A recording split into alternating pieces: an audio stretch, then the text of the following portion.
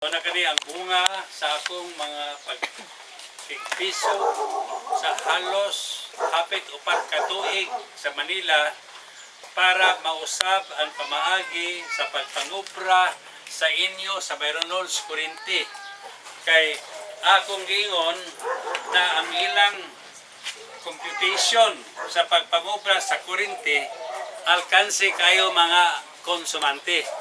Kay dito sa Manila, magsugod ang formula sa pag-compute sa inyong Byronon sa Corinti na daghan na ilang gipangdugang na dapat dili idugang na nubra ang ilang pagpangubra. O isugdan sa Manila o giaprubahan dito mukatay ka na sa tibok Pilipinas apil ang Iligan City. Busa pag-abot din iwa na tayo mahimo kay giaprubahan naman dito.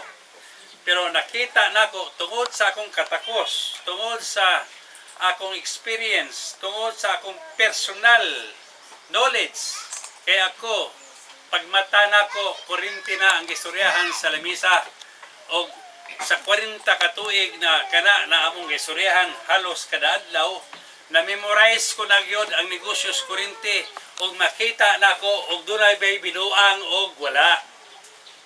Busa kasubo ko dinhi nagsugod sa among kumpanya na ang akong mga igagaw kasunod-sunod lang sa mga mando dito sa Manila na unsa man mayon siya na tungod kay aprubahan naman alang-alang di nato sundon.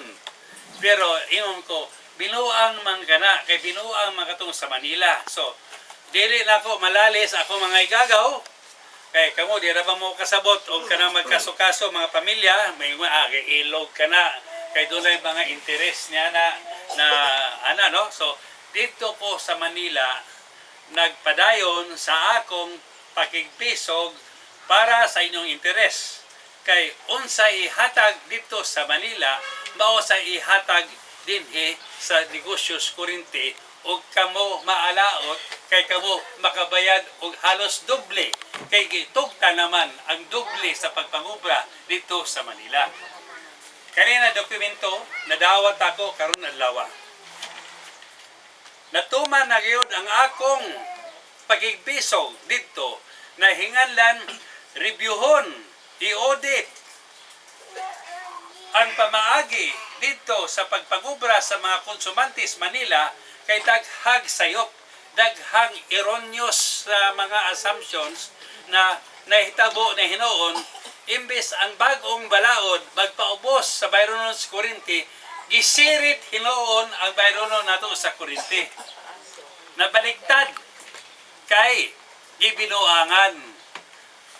Kani karon ug ako ang tag-iya sa negosyos Corinti,